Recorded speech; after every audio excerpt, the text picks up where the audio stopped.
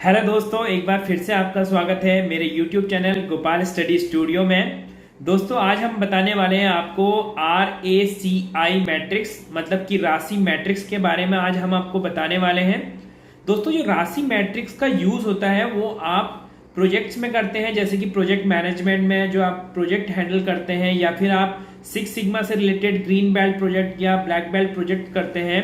तो वहाँ पे आपको टीम के बीच अंडरस्टैंडिंग को क्लेरिफाई करने के लिए या उनके रोल एंड रिस्पॉन्सिबिलिटी को क्लेरिफाई करने के लिए आप इस मैट्रिक्स का यूज करते हैं, ताकि आपके जो प्रोजेक्ट के बीच में या प्रोजेक्ट की टाइमलाइन के बीच में जो स्टेक होल्डर्स के रोल्स और रिस्पॉन्सिबिलिटी में कोई कंफ्यूजन ना रहे। तो आइए चलते हैं, इसको डिटेल में समझते हैं कि ये है क्या और कैसे इसको फॉर्म किया जा सकता है या बनाया जाता है। तो दोस्तों, जो राशि चार्ट होता है उसको हम राशि मैट्रिक्स भी कहते हैं, और ये एक टाइप की रिस्पॉन्सिबिलिटी असाइनमेंट मैट्रिक्स होती है, जहां पे हम रिस्पॉन्सिबिलिटी असाइन करते हैं हर एक स्टेक होल्डर्स को। तो ये क्या होती है, एक सिंपल स्प्रेडशीट या फिर हम बोलते हैं एक्सेल शीट या फिर टेबल में आप इसको बना सकते हो। और यहाँ पे ईच स्टेक होल्डर्स का इन्वॉल्वमेंट उस टास्क के लिए दिखाया जाता है कि कोई भी टास्क के लिए उसका क्या रोल रहेगा, और इसको डिनोट किया जाता है RACI से। तो इन सभी लेटर्स का मतलब है, यहाँ पे आप देख सकते हैं कि राशि की डेफिनेशंस, जहाँ पे R का मतलब है रिस्पॉन्सिबल। तो ये देखता है कि कौन रिस्पॉन्सिबल है पर्टिकुलर वर्क के लिए। तो यहाँ पे रिस्पॉन्सिबिलिटी में वो आएगा जहाँ पे उस जो वर्क के लिए जिस पर्सन को असाइन किया गया है, तो वहां पे वो रिस्पॉन्सिबल होगा। वहीं दूसरा आता है अकाउंटेबल। ए का मतलब होता है अकाउंटेबल। तो इसमें वो आता है कि कौन उस प्रोसेस के लिए या उस वर्क के लिए अकाउंटेबल कौन है, जवाबदेही किसकी रहेगी, ये फाइनल डिसीजन किसका रहने वाला है, और कौन उसकी ओनरशिप लेने वाला है उस एक्शन की। तो उस एक्शन की जो भी ओनरशिप लेगा तो वो आएगा उस टास्क के अकाउंटेबिलिटी में। तो वहां पे उसको अकाउंटेबल बोलेंगे। वहीं तीसरा है कंसल्टेंट या जो भी रिस्पॉन्सिबल होता है पर्सन, वो जाके कंसल्टेंट से उस चीज को पूछता है। तो वो कोई भी डिसीजन लेने से पहले कंसल्टेंट का क्या रोल होता है कि वो अप्रूव करता है कि डिसीजन ओके है या नहीं है, या आपको लेना चाहिए या नहीं लेना चाहिए। वहीं चौथा है इन्फॉर्म्ड। तो कि किसको हमें इन्फॉर्म करना है। इन्फॉर्म में वो पर्सन आएंगे जो भी उस टास्क या एक्टिविटी से इफेक्टेड या अफेक्ट हो रहे हैं, या उनका कोई रिलेशन है उस चीज से, कि उनको हमें इन्फॉर्म करना जरूरी है हम जो भी टास्क कर रहे हैं। तो यहाँ पे हमें इंफॉर्मेशन देनी होती है उस पर्टिकुलर एक्टिविटी की जो भी हम परफॉर्म करने जा रहे हैं, ताकि ये उसके नॉलेज में रहे। तो बेनिफिट्स के बारे में बात करें तो दोस्तों, बेनिफिट्स जो होते हैं राशि मैट्रिक्स के, वो कम्युनिकेशन बिटवीन टीम अच्छा रहता है यहाँ पे, क्योंकि सभी को कम्युनिकेशन पहले ही दे दिया जाता है कि आपको उस टास्क में आपका क्या रोल है, कि आप रिस्पॉन्सिबल हैं, कौन उस टास्क के लिए अकाउंटेबल है, कौन उस टास्क के लिए किसको इन्फॉर्म करना है, या किससे कंसल्टेशन लेना है। तो ये बहुत ही क्लियरली डिफाइंड हो जाता है वहां पे। और दूसरा क्या होता है, नॉन रिस्पॉन्सिबिलिटी। इसमें सभी लोगों को पता होता है, जो डिफरेंट स्टेक होल्डर हैं वो डिफरेंट डिपार्टमेंट्स के हो सकते हैं, या डिफरेंट एक्सटर्नल पार्टीज भी हो सकती हैं। तो यहाँ पे क्लियरली आपको पता रहता है कि आपकी रिस्पॉन्सिबिलिटीज क्या हैं, आपके रोल्स क्या हैं, आपको सब चीज क्लियरली पता होता है। तो क्लियरली पता होने से क्या होगा दोस्तों, जो भी प्रोजेक्ट के बीच कुछ भी, जैसे कि हमने ऑलरेडी रिस्पॉन्सिबिलिटी और रोल्स क्लियरिफाई कर रखे हैं, तो वहां पे जो कंफ्यूजन होगा बिटवीन टीम्स या कौन उस काम को करेगा, तो क्लियरिटी होने से आपका टाइम बचेगा और टीम में बॉन्डिंग अच्छी होगी और काम स्मूथली होगा। तो दोस्तों, नॉर्मली क्या होता है कि राशि मैट्रिक्स को किसी भी प्रोजेक्ट के स्टार्टिंग में हम बनाते हैं। जब भी कोई हम प्रोजेक्ट स्टार्ट करते हैं, या फिर कोई भी प्रोजेक्ट वो किसी तरीके का हो सकता है, सपोज आप बिल्डिंग कंस्ट्रक्शन कर रहे हैं, तो वहाँ पे आपको अ, उस चीज़ में आप कर सकते हैं। कोई आप सिक्स सिग्मा से रिलेटेड इंडस्ट्री के अंदर आप कोई प्रोजेक्ट करने वाले हैं, तो वहाँ पे आप राशि मैट्रिक्स बना सकते हैं। तो राशि मैट्रिक्स को हमें इनिशियली जब हम प्लान कर रहे हैं उस प्रोजेक्ट को, तब वहाँ पे हमें फॉर्म उसको करना है या उसको बनाना है। तो यहाँ पे एक मैं एग्जांपल आपको दिखा रहा हूँ। यहाँ पे आप देख सकते हैं डिफरेंट टाइप के एक्शन एक प्रोजेक्ट के अंदर है और उनके लिए हम पहले ही उसको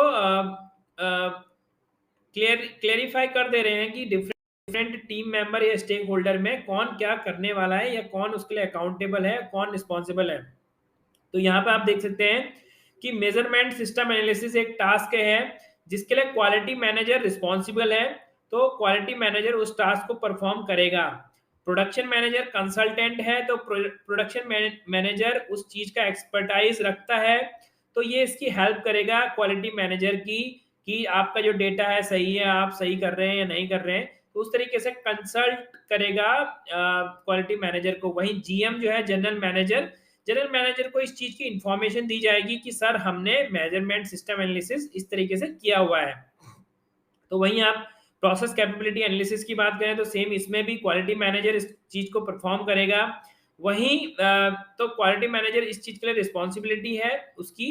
और प्रोडक्शन मैनेजर क्या है, अकाउंटेबल है कि अगर उसमें कुछ भी चीज ऊपर नीचे होती है या डेटा सही है या नहीं है, तो जो जवाबदेही रहेगी वो प्रोडक्शन मैनेजर की रहेगी, क्योंकि कैपेबिलिटी एनालिसिस में हम सीपी के ये सब चीजें निकालते हैं। तो वहाँ पे जो डेटा सही है या नहीं है, तो उस चीज़ के लिए हमारा प्रोडक्शन मैनेजर रिस्पॉन्सिबल रहेगा, सॉरी प्रोडक्शन मैनेजर अकाउंटेबल रहेगा। वहीं जनरल मैनेजर या हमारा जो टीम लीडर है उसको इसकी इंफॉर्मेशन दी जाएगी। तो वहीं डेटा एनालिसिस की बात करें तो डेटा एनालिसिस में प्रोडक्शन मैनेजर जो कि उस पर्टिकुलर प्रोजेक्ट को कर रहा है, तो वो उसके लिए रिस्पॉन्सिबल रहेगा इस टास्क के लिए।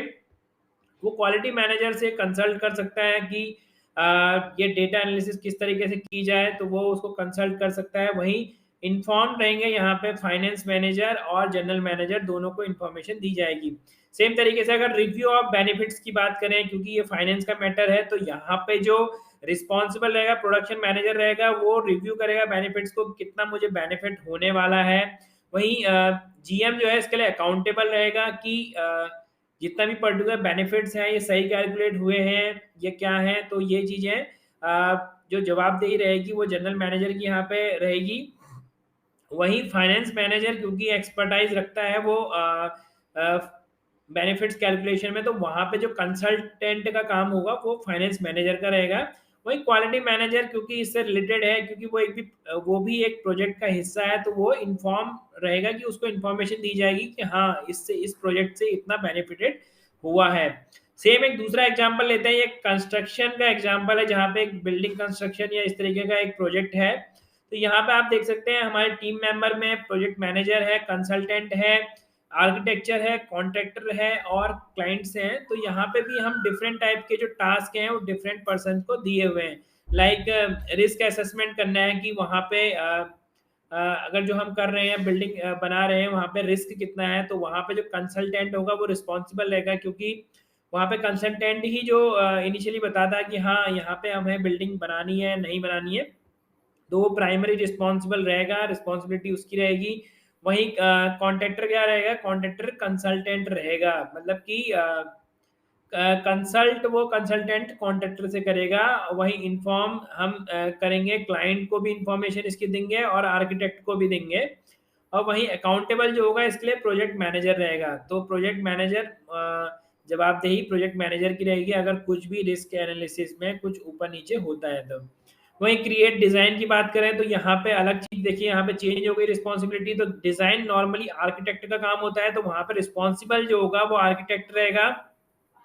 वहीं कंसल्टेंट और क्लाइंट जो रहेंगे वो कंसल्टेंट हो जाएंगे एक तरीके से कि उनसे ये आर्किटेक्ट कंसल्ट करेगा कंसल्टेंट से और क्लाइंट से। वहीं अकाउंटेबिलिटी जो होगी प्रोजेक्ट मैनेजर की रहेगी कि वो किस तरीके से आर्किटेक्ट से वो डेवलप करवाता है, जो डिज़ाइन है वो किस तरीके से, अगर उसमें कोई कमी तो नहीं है, वो सब चीज़ें चेक करने का काम है प्रोजेक्ट मैनेजर का। वहीं इन्फॉर्म रहेगा यहाँ पे कॉन्ट्रैक्टर, जो भी डिज़ाइन फाइनल होगा या क्रिएशन होगा उसकी इंफॉर्मेशन यहाँ पे कॉन्ट्रैक्टर को दी जाएगी। तो इस तरीके से हम डिफरेंट काम में या डिफरेंट प्रोजेक्ट में हम राशि मैट्रिक्स को फॉर्म कर सकते हैं। और दोस्तों इसका बहुत बड़ा बेनिफिट होता है, क्योंकि यहाँ पे आपको इस मैट्रिक्स को देख के लग रहा होगा कि क्या रोल है इस पूरे प्रोजेक्ट में इंडिविजुअल पर्सन का। तो जो रोल अगर क्लियर रहेंगे तो आपको बीच में प्रोजेक्ट के कोई ऐसा डिस्प्यूट नहीं होगा कि वहाँ पे मर्ज ऑफ रिस्पॉन्सिबिलिटी नहीं होगा और आपका स्मूथली प्रोजेक्ट यहाँ पे विद इन अ टाइमलाइन पूरा हो सकता है। तो ये बहुत ही इंपॉर्टेंट मैट्रिक्स है, तो आप इसको ध्यान रखिए और अपने प्रोजेक्ट में इम्प्लीमेंट कीजिए। कोई भी जानकारी आपको चाहिए या कोई भी इसमें डाउट हो तो कृपया मुझे कमेंट बॉक्स में तो दोस्तों आशा करता हूँ आज का वीडियो देखने के बाद आप समझ गए होंगे कि राशि मैट्रिक्स क्या होती है, उसके बेनिफिट्स क्या होते हैं और आप कैसे उसको अपने प्रोजेक्ट में यूज कर सकते हैं और कैसे उसका लाभ उठा सकते हैं। तो दोस्तों आगे भी मैं आपके लिए इसी तरीके के सिक्स सिग्मा पर रिलेटेड वीडियो लाता रहूंगा। तब तक के लिए इजाजत दीजिए। नमस्कार।